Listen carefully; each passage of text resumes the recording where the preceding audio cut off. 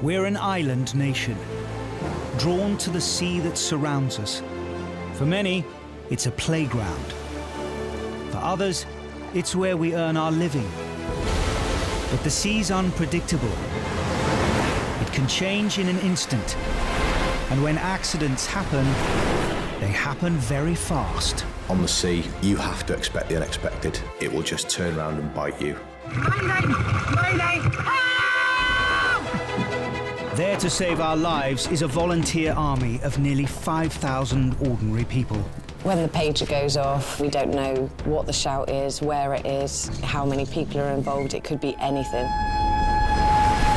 Where do you feel the pain, Alex? My back and my leg and my neck. Stuart, just hold the boat! I am so thankful that they came. Things could have turned out to be a lot worse. I've had people drown in front of me. Before we've got there, that person's gone. Calm down, you're okay, pal. Equipped with their own cameras, My light flashing. Yeah, mine. the crews give us a unique insight into every call-out as only they see it. Speeding through the roughest weather, searching for people who may only have moments to live. For those who risk their lives, it has become a way of life. The decisions we make on a lifeboat, it can all mean the difference between life or death.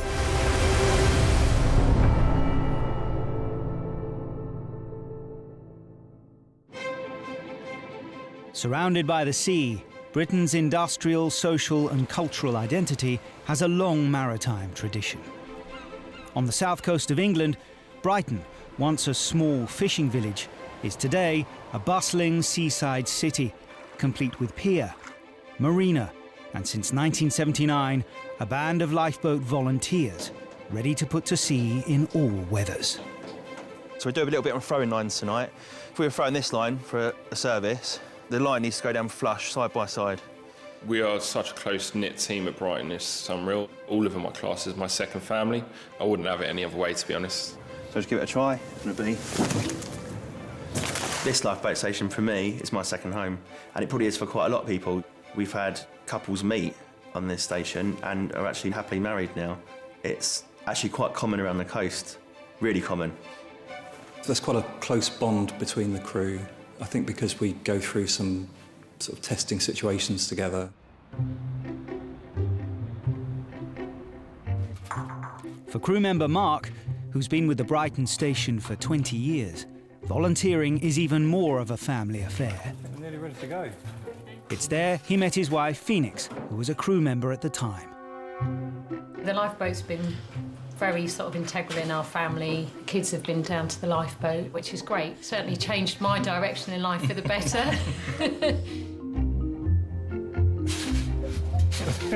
Mark answers the pager's call up to 30 times a year. I don't worry about Mark when the pager goes off. I know what it's like being part of a crew and the decisions you make together. And the first rule is you don't become a casualty. A breezy morning in early May.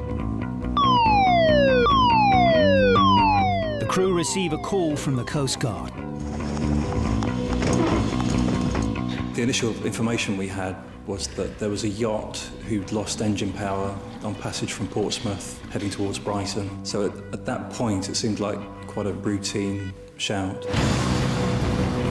All my crew are my responsibility. You're in command of the boat, so you know that if anything does go wrong, the eyes are going to be focused on you. You've got to think of what you think's right at the moment in time for yourself and your crew to all come back in one piece. Outside the marina, 30-mile-an-hour winds have whipped up a 10-foot swell. It's well in the limits of the Atlantic 85 lifeboat. I've done shouts and a lot worse, especially in towing.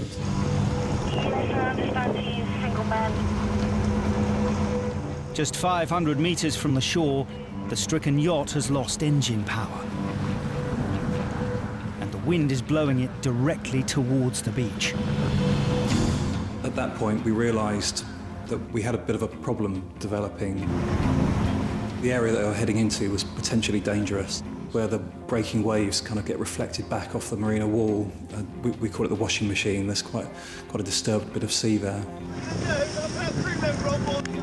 The only way to save the yacht from being wrecked on the shore is to tow it away from the beach.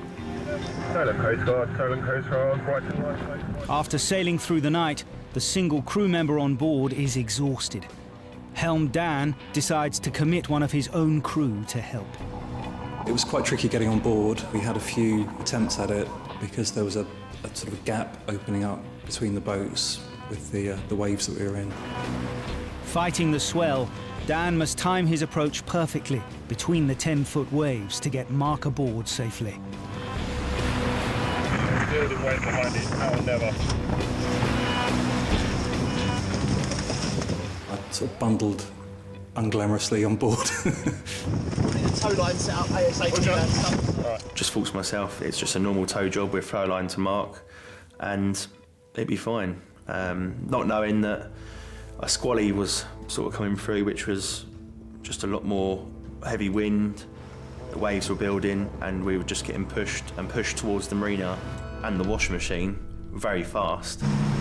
As the conditions deteriorate, the crew have just a few minutes to get a tow line attached before the yacht is swept onto the shore. Yeah, mate. Dan was trying to keep the lifeboat the right way up and approach us on the yacht in an aspect where they could pass the line, which was quite a tricky thing to do. Riding the swell, Dan must get in close enough to get a line across. It's very daunting when you see a big yacht with a mast on right up 3 meters in front of you, and you're the little boat down there thinking, I hope this all goes right. Find it. Breaking way!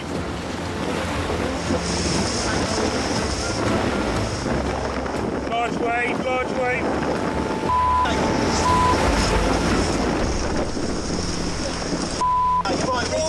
The yacht hit the lifeboat on the hull quite hard, which is when I updated the Coast Guard and said to them that we've taken on some damage. I'm not aware that we're sinking or taking on water. We need to get this line over. We're going to build on the beach. As they battle to get a tow established, the yacht is now just 20 meters from the shore, every wave pushing it closer. I think that was the start of when it really sort of turned serious. I was expecting the keel to touch at any time. We can't have had very much water underneath us.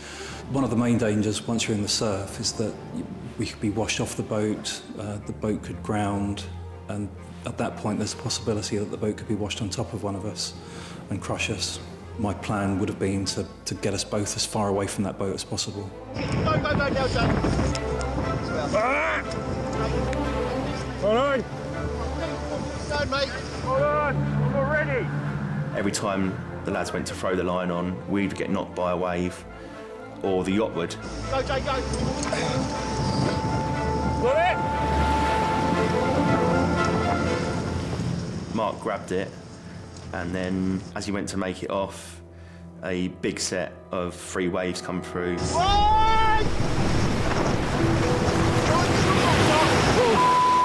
I just thought straight away, either the yacht is going over or people are going to be in the water. Lost the line. He's lost the line. The second wave that comes through and struck him, the yacht went 90 degrees, pretty much side onto the water, which is the wave that actually knocked the line out of Mark's hand. So we totally lost the line. Breaking wave, breaking wave. Whoa! We gotta get away. We're on the wrong side. In the 12 minutes the crew have battled to get a line across, they've been pushed just a few meters from the shore. Dan must weigh up the risk to his own crew of another attempt to save the yacht. I think this could be too late, lads. What do you want to do, mate? I'm more or less ready. I knew that he was going to hit the bottom within seconds, and I even said to the boys on the boat, this is our last attempt. I didn't want to risk it anymore. We would have been the next people hitting the bottom. Yeah, I'm ready. Dan makes one last approach.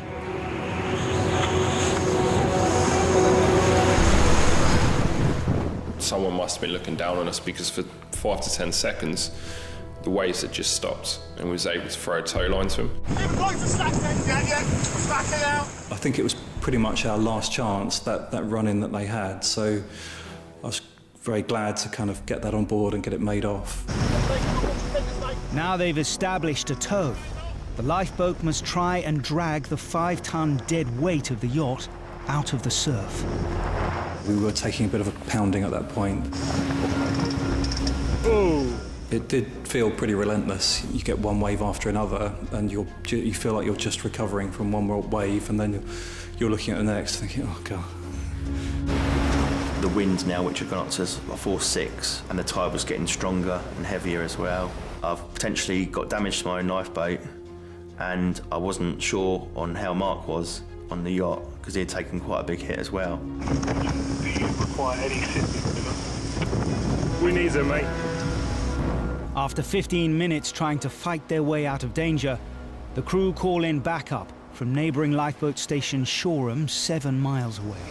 Information we have from Shorum lifeboat coming to your location.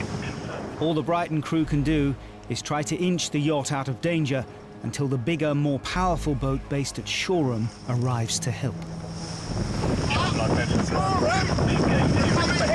The yacht that I was on probably weighs about 5 tons, so in the breaking waves that puts massive strain on the line. I could see the strain the line was under. I felt a little bit vulnerable sitting in right in line with it. I had my visor down just in case it did part, because when it does part, it parts with quite a lot of recoil.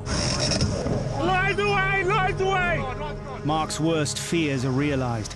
The tow line snaps. The crew are back to square one. And even at top speed, the larger Shorum boat is still several minutes away. I can only think what the helmsman of the Brighton Lifeboat was thinking. He's in a bit of a position, he's towing this yacht, which wasn't the easiest of tows in those conditions, and he's unsure of the condition of his crew member on the yacht. I should think it was a very tough situation to be in. Our ETA is approximately 5 minutes. We have just come past 3 parts of Brighton here now. This is open, sir. Trauma 5 minutes out, Mark! Trauma 5 minutes out!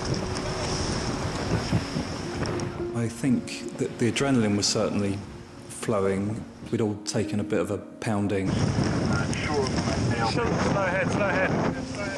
I probably never wanted another lifeboat to be alongside me so much. I just wanted to get my 2 crew, which we were all battered, including myself, just drained, exhausted, couldn't believe what happened. The adrenaline was wearing off. And I just wanted to get everyone home, including myself. I just wanted to get home by then and just sort of reflect on actually what had happened.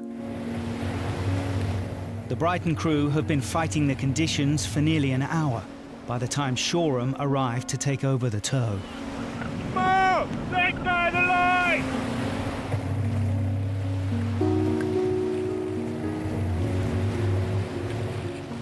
As the Shorum crew establish a new tow, Brighton make their way back to base without Mark.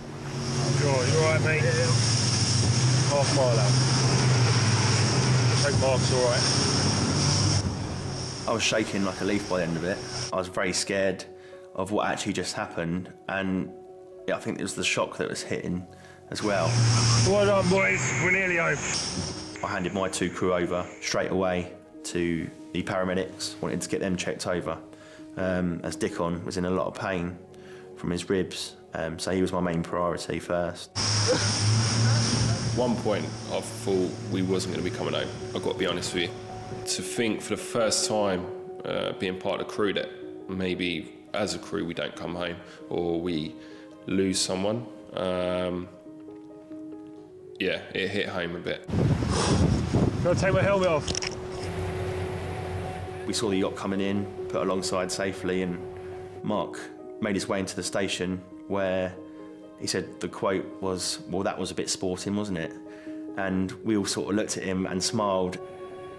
We knew that we were all in a really dangerous position and we might not have been going home that night. The yacht and the sailor survived unscathed. The Brighton crew escaped with bruises and 1 broken rib between them. I think we were lucky on this shout that it wasn't worse. You know, I think we were in quite a precarious situation and we got away with it.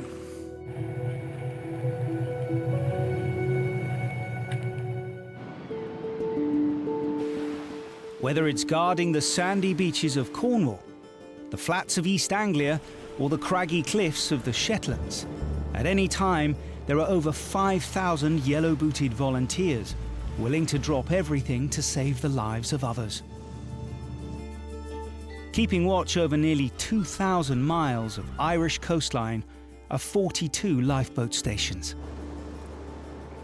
For over 190 years, a lifeboat has protected the waters of Howth, a picturesque coastal community 9 miles from Dublin, on the edge of the city's busy shipping lanes.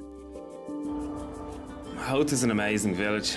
It's only 20 minutes from Dublin, 20 minutes from the airport, but has kept its true roots as a proper little fishing village with a little fishing community. Amazing place, yeah. I couldn't think of a better place to live in the world.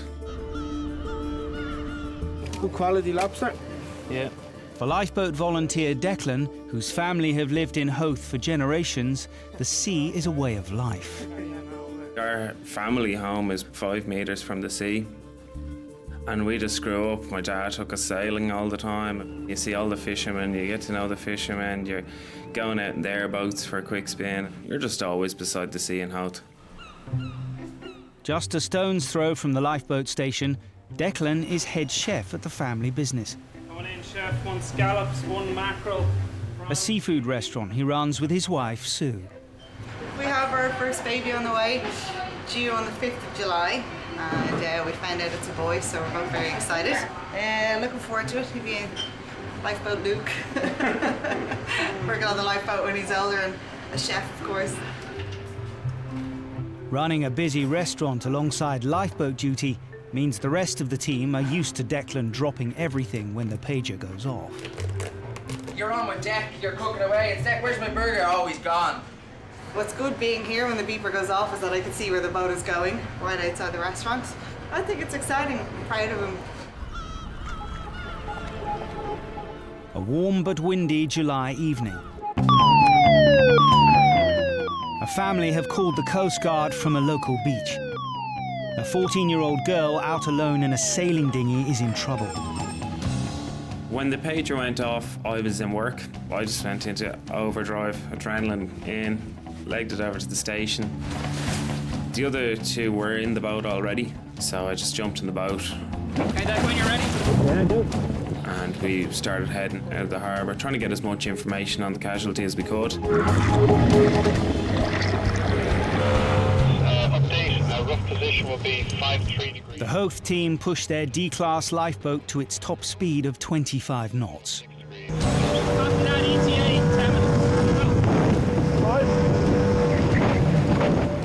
The weather on that particular day was a northwesterly breeze, which in that location was blowing people off the shore. They could be blown away from the land, and where we are, it's quite a long distance until you reach land again. They'd be kind of stopping at Holyhead would be their next port of call. To make matters worse, the wind could also be blowing the girl towards the busy Dublin shipping lanes. Those big boats, they take a while to slow down and take a while to change course, so it's not a place that I think anyone would want to find themselves in. That's the only I can see is off the bow. Hampered by the glare of the sun, the crew scan the horizon, searching for the girl. The main worry for me was the time. It was late in the evening and the sun was going down. I know when we were going out, I was thinking, God, I hope we don't have to end up making a search pattern or try to find these people. Hopefully they're where they said they were. It's the last thing you want to be doing is that sort of thing at night. You want to try use that light as much as possible. I'd definitely rather have the glare on the water than to have the darkness. As the minutes tick by, concern for the casualty mounts. The thing about dinghies is they're quite labour intensive. There's a lot of work. It's basically your body weight fighting the sail. So they can be quite tiring, and if they do capsize, you can end up in the water, and if you just don't have the strength or you're too tired maybe to get them back upright, you could have someone in the water that's exhausted, and it turns into a very serious situation then. 1 minute you're just having a lovely sail, and then it's a realisation that without this boat, I'm just a fish that can't really swim. As the crew search, back on shore, the girl's father is watching powerless as his 14-year-old daughter, Caoimhe, is blown out to sea. As her dad, looking out of her, I felt very helpless. Apart from calling the lifeguard, there's very little I could do. As a parent, you would go out and do what you can straight away, but you're in a situation where you physically can't get there. I think Caoimhe would have felt very scared out there. You know, it's a big bad sea when you're out. There's a long way to get back in, and of course it's going to be very, very scary. There's you go. It looks like they're in control. You tell us when we're on scene and give an update shortly. Yeah. 9 minutes after launching, up ahead the crew spot a group of boats a mile offshore. How you doing? What's the story? In an attempt to rescue her, Caoimhe's grandfather and a lifeguard have arrived from the beach. Despite their efforts, all three are now struggling to get to safety. The first boat had its sail up and it was trying to tow the other two, and unfortunately just with the weight it was just making no headway whatsoever. Are you warm enough? Are you okay? Okay, I'm gonna come to the windward side of you. If you just keep sailing the course you're going. The crew now have 3 people that need help getting back to shore, but their main concern is Caoimhe. It was quite clear from the off that the young girl was very cold. She was shivering and quite upset. So immediately our priority turned to help her. She stuck out in my mind as being someone that was particularly vulnerable and in trouble and needed help. One casualty, she's a bit cold, possible hypothermic, and very upset. Now Caoimhe's safely in the lifeboat. Her grandfather Charles can navigate his own way back to shore.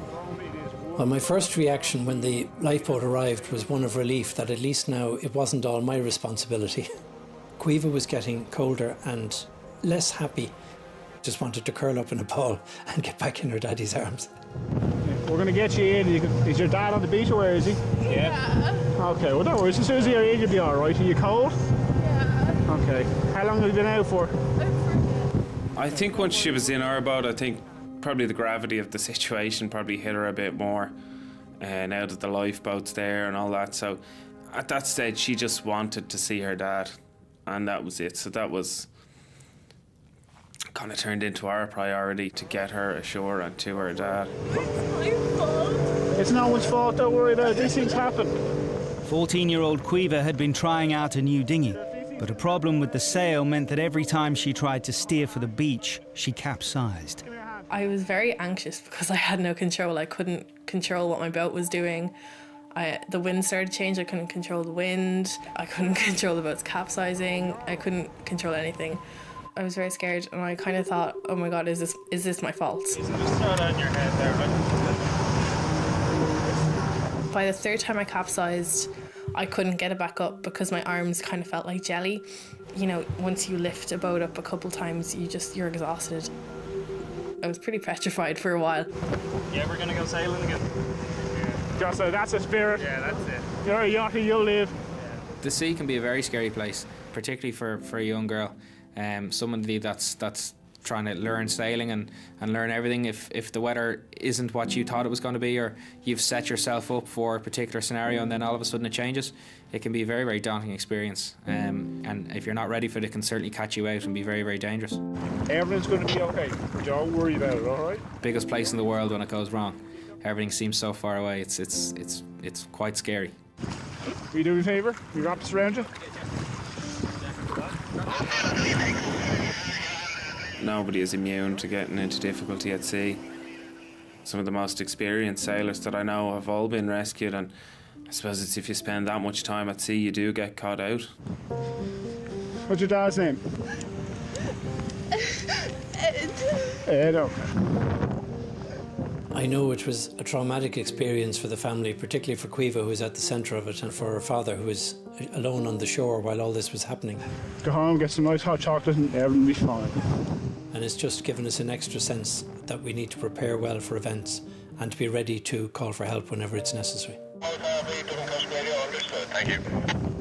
See, your granddad's here now. It's all right. You all right? Without the added strain of towing a second dinghy, Caoimhe's grandfather Charles also makes it safely back to shore. We're going to get an ambulance down. Sure. So, yeah, it's on the way. Just make sure she's all right, because I don't want to make it be cold or anything. If they hadn't called us, I don't think they would have made it back to the beach, and we could have been dealing with a family who had possibly lost a granddad and a daughter.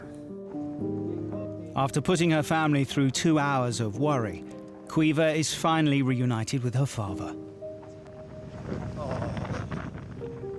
It was a relief because I really wanted to see my dad after so long, because I was scared and I was cold and I didn't know what was wrong. But it was an experience that made me upset.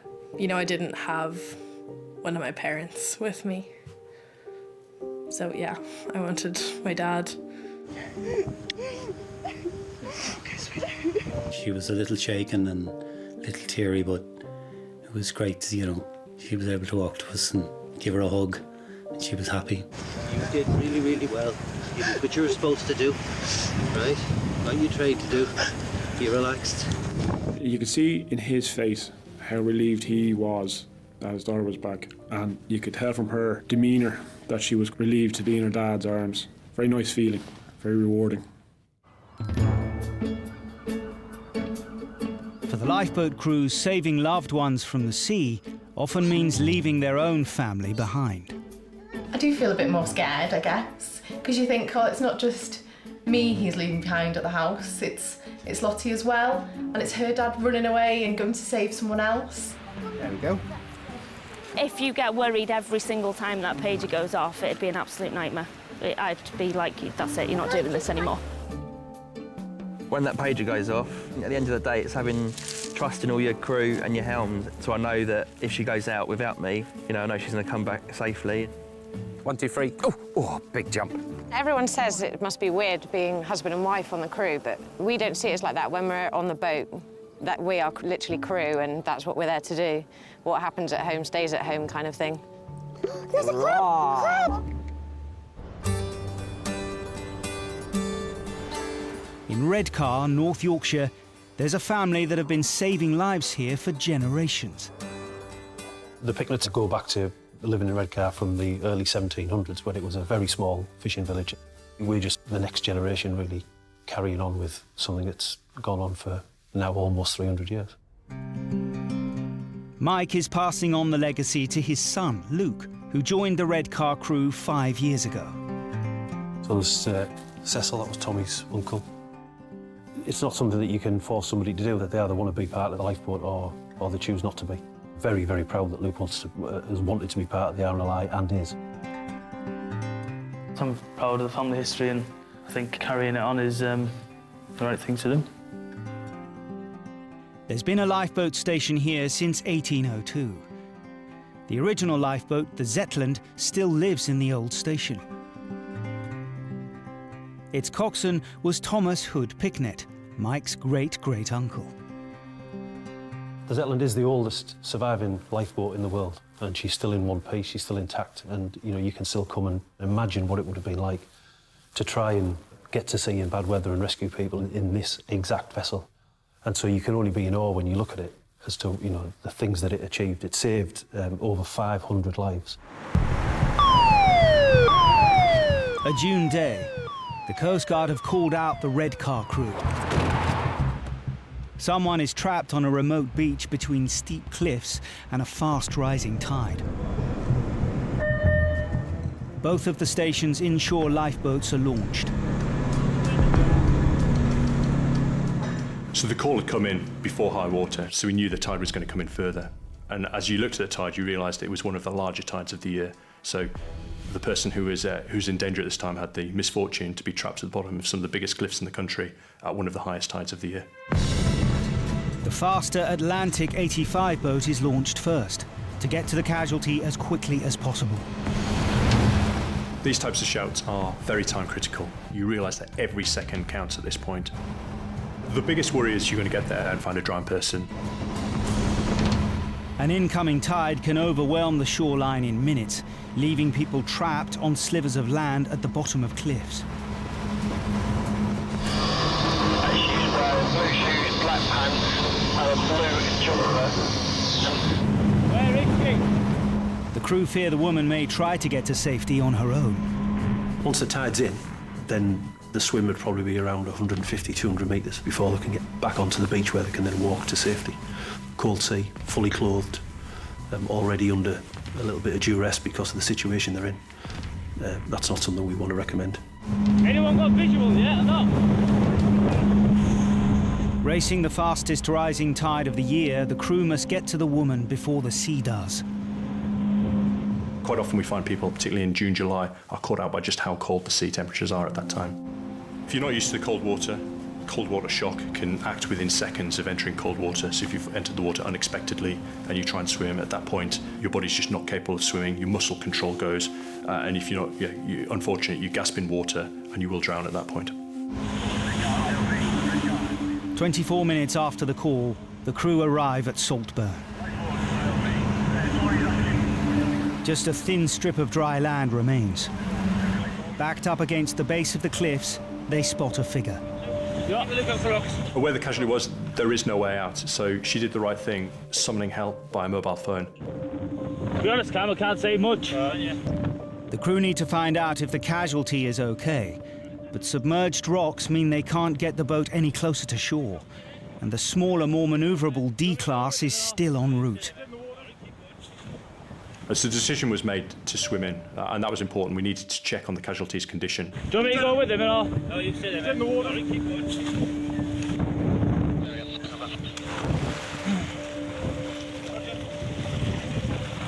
The swim ashore, it's quite cumbersome equipment. We're not the most elegant swimmers when we're in our life jacket, helmet and dry suit.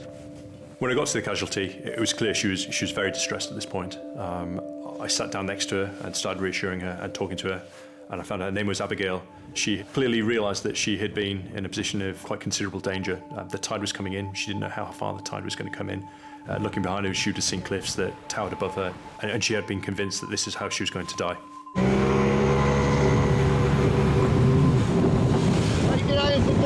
Yes. They may have found her, but with the tide still rising, the casualty isn't out of danger yet. Now on the scene, the more manoeuvrable D-class is sent in to evacuate her to safety. Just step onto there. Come on. Go on.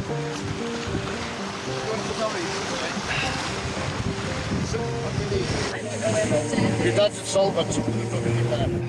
21-year-old Abigail moved to Redcar from her native New Zealand 2 years ago. She had been out running when she realised the incoming tide had trapped her. When I realised what was actually happening, a lot of emotions went through me. First of all, I panicked. The water was coming at me and I couldn't really do anything about it. So I just thought to myself, like, gosh, like, is this it? Am I gonna die? Like, it was really scary. I was thinking about my family and how they'd feel about you being in that situation. So that's definitely something that went through my head, but I was kind of stood there thinking, I need to, like, help myself. I need to get out of this situation. How then, Abigail? Right, see you in a bit, chaps. Right. If we hadn't have turned up, 2 or 3 hours later, she might not have been there. She'd have been in the water. And once she's in the water, that would have been a chip's like. I don't really like to think about what could have happened, but I definitely am lucky because it could have turned out a lot worse than it did. So just thank God and thank them for saving me. My dad was waiting for me, and I remember being so confused because when I ran up to my dad, he had a towel around him. I didn't understand why his clothes were wet. My dad had seen me on the rocks and he had literally ran towards the beach and got into the sea and, like, tried to swim out to where I was on the rocks, which was, like, crazy. I don't think there's any father wouldn't put themselves in danger to protect their children.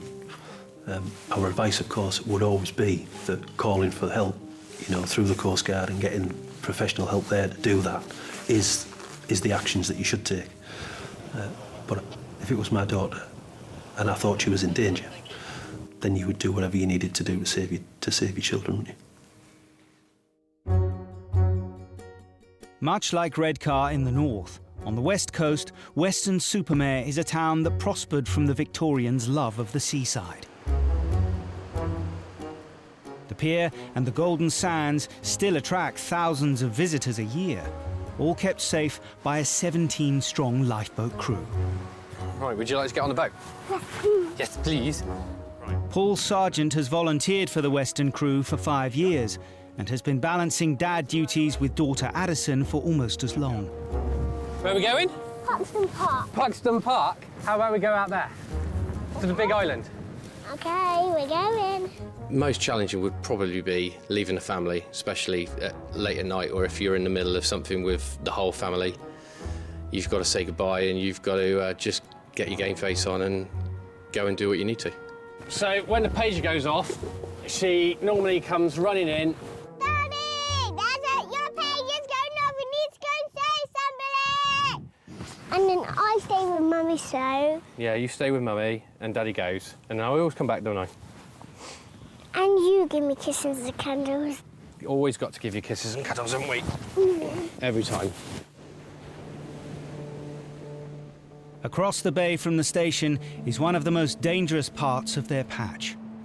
Breen Down is an imposing set of sandstone cliffs that in places tower almost 100 metres above the sea. Breen Down is a large landmass that sticks out from the edge of the mainland. It's high, it's long, it used to have old sentry point on the end. There's no guardrails on Breen Down. You can walk right up to the edge. It's a long way down.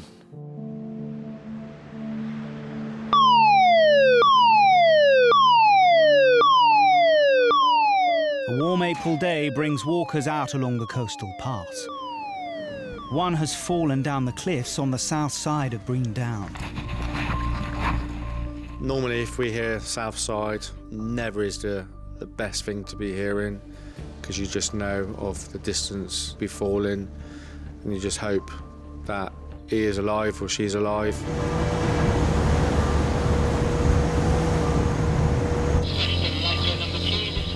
An update comes in from the Coast Guard.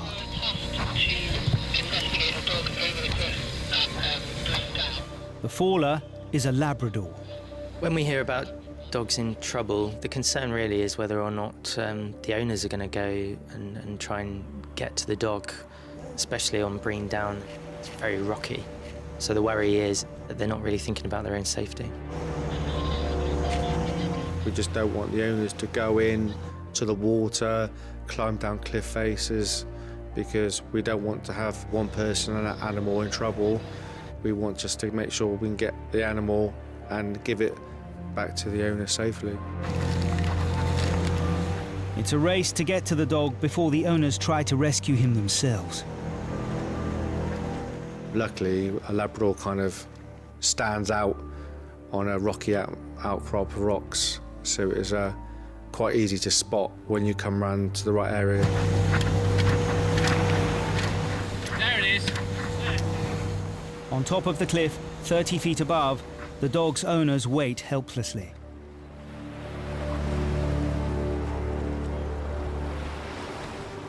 We come in and the dog just literally turned his head. As soon as you see that, there's a bit of relief of, right, he is alive. After heading in, I decided to send both of my crew members, just knowing that a Labrador is a big dog. It's quite high up, so just thinking to ourselves, well, you know, how are we going to get to this dog? It was really rocky, really, really rocky. Hey, Woody. Dogs are not predictable. We've done a few jobs now with dogs, and they could run off the minute you get to them, or they could just sit there and want to be petted and loved. You really don't know what you're going to get with a dog. Hello. Right, okay. The dog was incredibly wet, so it looked like he'd had a pretty miraculous escape and landed in the water instead of landing on the rocks first. So he was pretty lucky. Seems okay at the moment. No, there is some blood. Yeah, his paw looks like he's broken a claw. You do look up and you think, how have you survived that? I think being a big Labrador, you must have just rolled and bounced off things and was a very lucky animal to come down safely. The dog, Woody, survived a 30-foot fall into the sea before hauling himself out onto the ledge. Other than that, looks like he's okay. He's cold and he's shivery, but other than that, no, he's okay. Now all the crew must do is get him back to his worried owners. Myself and Dave had both been to a few shouts with dogs, and it was talked about that we were becoming the dog whisperers, because it always seemed to be me and Dave going to the same sort of thing. Easy now. The dog was not a slim dog, no. It was quite a big dog. Yeah, very big. Made it difficult for us to get the dog down and then onto the boat. He's a big boy. Yeah, we got him. Come on, Woody. Come on, Woody. When he got back to the boat, he didn't want to get in. He was not getting in that boat. He needed a little bit of coaxing. Come on, Woody. Right.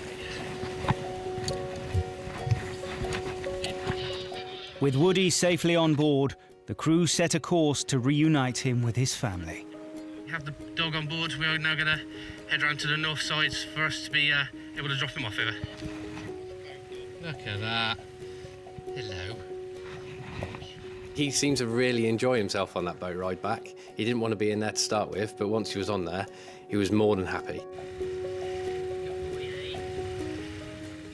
The dog is part of the family. It's like a child to your family. And yeah, it's the panic, the worry. It's okay. I ended up carrying the dog actually off the boat. He was very keen because he's actually spotted his owners further up on the side. So as soon as he saw the owners, he was ready to go. The owners were incredibly relieved that not only was the dog safe and well, that he was coming back to them that day. The dog was incredibly lucky. It was a good day for the dog and a good day for us, really. Of the 5,200 lifeboat crew members nationwide, around 500 are female volunteers. Based at Llanwit Major in South Wales, 18-year-old Elizabeth Hostved paved the way for women in the RNLI, qualifying to be the first trained female crew member in 1969. 140 miles away on the north coast of Wales, Dwynwen Parry has been volunteering for 20 years. I love the sea, but I have 100% respect for it. You never know what it's going to do. I'm always cautious. I always check the weather. I think we're good friends at the moment. Dwynwen is one of the helms at Malvra Lifeboat Station on the east coast of Anglesey, where sandy beaches, craggy cliffs and rocky coves keep the crew's 2 boats busy all year round. This here is Envis, our inshore lifeboat, and this one is my baby. This boat is that's why I'm here, I think, kind of attached to it. She will be nearly 10 years old, going out to service soon. I don't cry. I'm harder than that, but I probably will in the corner. Yes, it will be sad, because 10 years is a long time. You do get attached to them. Men and women can volunteer on inshore lifeboats until the age of 55. After 20 years of bouncing around on the inflatable D-class, Dwynwen's nearing the time to hang up her yellow boots. Close to retiring, but I'm refusing to retire each year. I don't know why I can't walk away. It's the sea, it's the boats, and it's just being part of this family that we have here as well. And it's knowing that you're actually helping somebody out. So, yeah, I won't be leaving yet. Not for a while.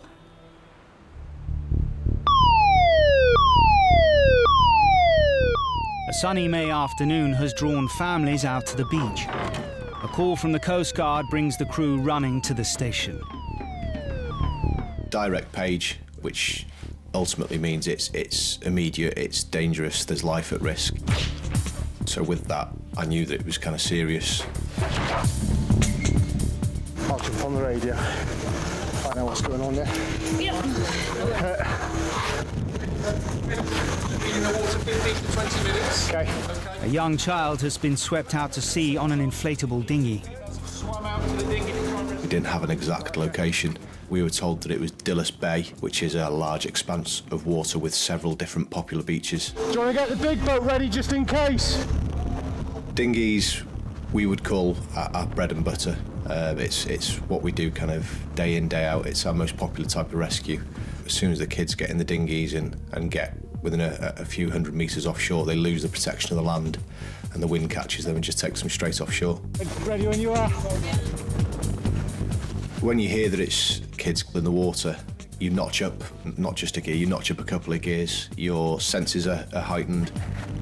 And especially having children of my own, it now adds to that pressure and that priority of getting there quickly. At the helm, Dwynwen pushes the D-class to its top speed of 25 knots. The crew still don't have an exact location and have nearly 3 kilometres of coastline to search. My only guess is you slip right. But if it's on his Carpinario, I guess it's there where those hurts are. It's time critical for us because the water's that cold. At that time of year, the water's maybe 11, 12 degrees. So when you enter the water, you initially take a big gasp where the body goes into shock, being exposed to such cold temperatures. You've got the potential then to inhale water, to take a mouthful, which then creates a reaction of its own. You start to panic. I can't see anything ahead. There's a dinghy or something to the left there. There's a guy on the rock there. As they scour the beaches along the coast, there's still no sign of anyone in trouble. It's got to be that one. I can't see no one here. There's nobody here. You're trying to guess where they are just by the information they give you over the radio. While the crew search, from the beach, a family friend of the boy watches as his wife and friends swim after the dinghy being pulled out to sea. I think the thing that struck me the most was that this, in my mind, was the safest beach in the world. It was shallow, there was very little wind, the waves were just small and lapping, but yet there's this dinghy just got pulled out, and I could not understand how it happened. It just watched it sort of move away from me, and it didn't make any sense. I was utterly helpless because I could see something unfolding in front of me, but I had no ability to influence the outcome. I thought I was going to lose my wife. I had those thoughts. Yeah, and I was thinking, how am I going to cope without her? You know, in a very brief moment of time, you go through this whole scenario of life without your wife. Probably a Coast Guard mobile, but that's all received. Can you try and ascertain as to exactly which beach they're on, which beach they're becoming to, over? 14 minutes after launching, the crew are still searching.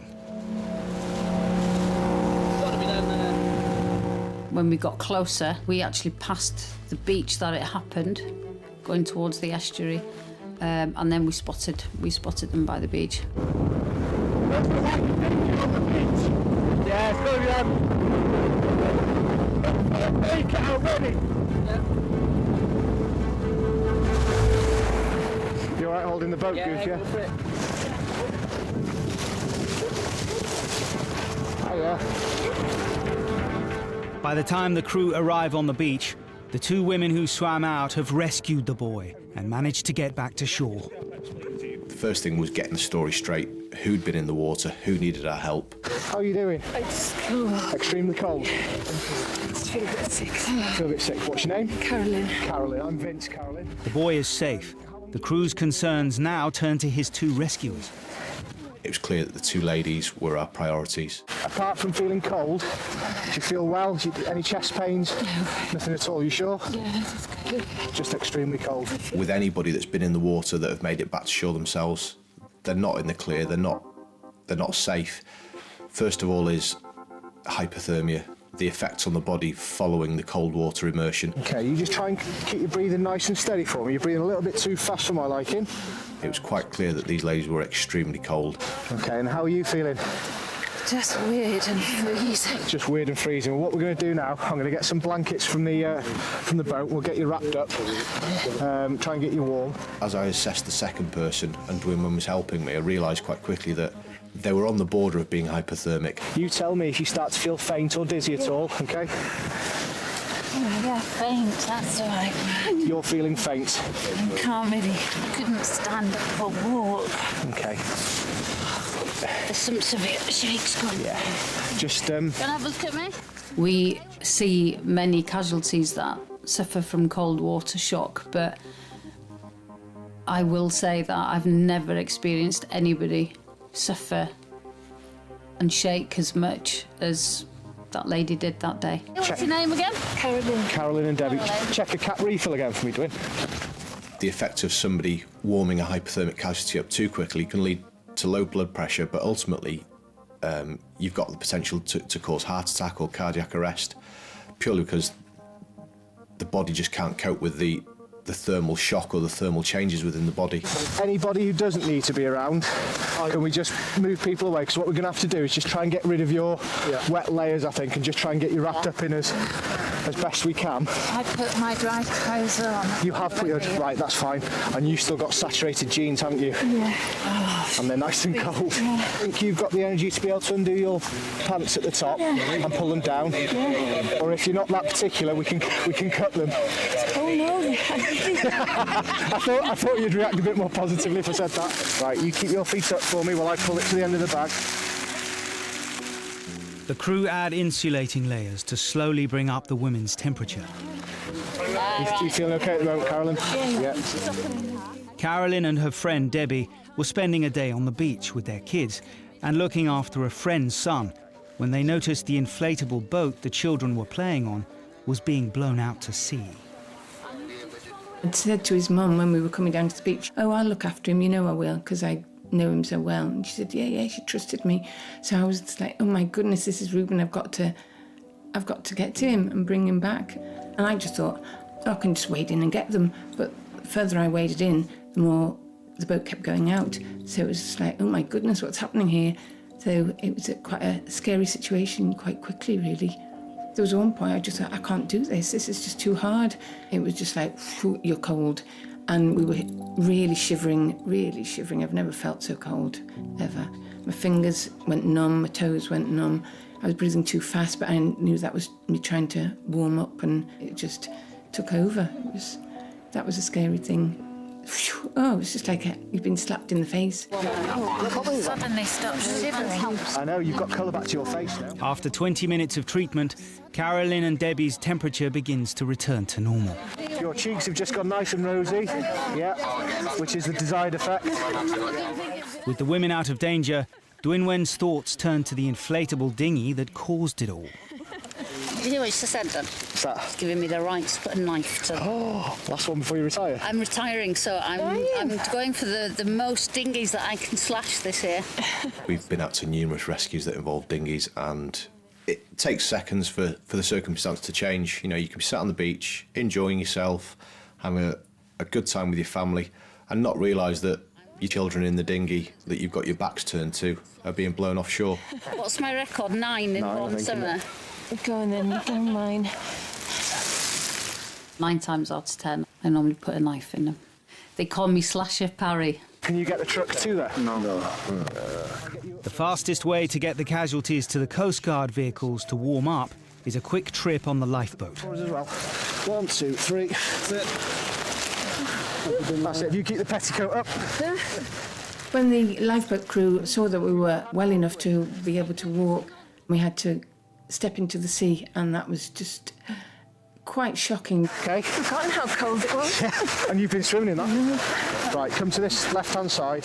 The water was absolutely freezing. I couldn't believe that I'd been swimming in that for 20 minutes, and to just put your feet in it was just ice cold. It just happens so easy, doesn't it? And that natural instinct is to go for a swim and try and do what you can, but... It totally seemed like the right thing to do. Every part of my body wanted to help. I mean, how do you stay on a shore and watch your friend's child disappear onto the horizon. Because I just dived in, so did you, didn't you? Yeah. I would never dream of going swimming at this time of year. No. I took the bra off though. Did you? I don't know why. She said she didn't hesitate to jump in the water and swim, but before she did, she took her bra off. Fantastic. The biggest mistake they perhaps made as adults was to enter the water and swim out to try and rescue their own children without the proper equipment. But was that the wrong thing to do? As a lifeboat crew, yes. As a parent, no. I think any parent would do the same. With hindsight, I now know from the RNLI that the most sensible thing would have been to leave Reuben waiting for the lifeboat and they would have reached him. But I can't 100% say that I wouldn't do it again. I think my instinct would be exactly the same. Spoiled, we've got 2 vehicles to put you in. Still chilly, but feeling better. I would say they were extremely lucky. It could have been worse. The children could have been out further, even 200-300 yards further. Would she have got to them? Probably not. Thank you, guys. Cheers. The lifeboat crew saved our lives, no doubt. They may not have saved my life, but they saved my life as a family. I don't think it'll be the first of the weekend.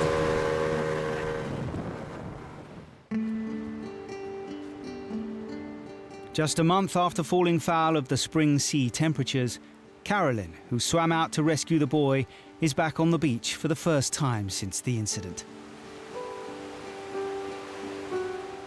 I still think about the day. I think about Mofa a lot. I feel really connected to the place and still to the sea, really. I'd let the kids go out on boats again, definitely. But it'd have to be secure and, you know, well trained, and they had life jackets on. And but yeah, no, not another dinghy on the sea.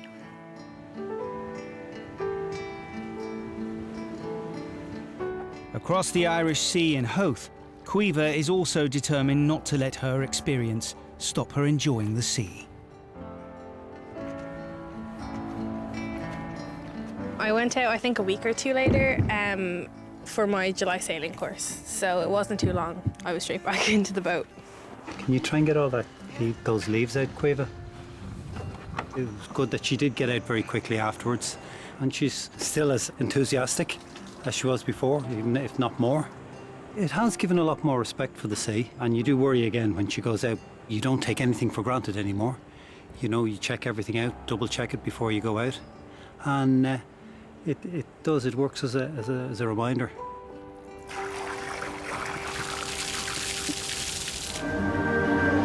My leg is literally hanging off. My concern with moving him was that he could lose the foot. To make a decision that affects a casualty is one thing. To make a decision that could potentially affect the safety of your own crew, that's another. I remember one wave nearly sweeping me out of the back of the boat. It was pretty scary.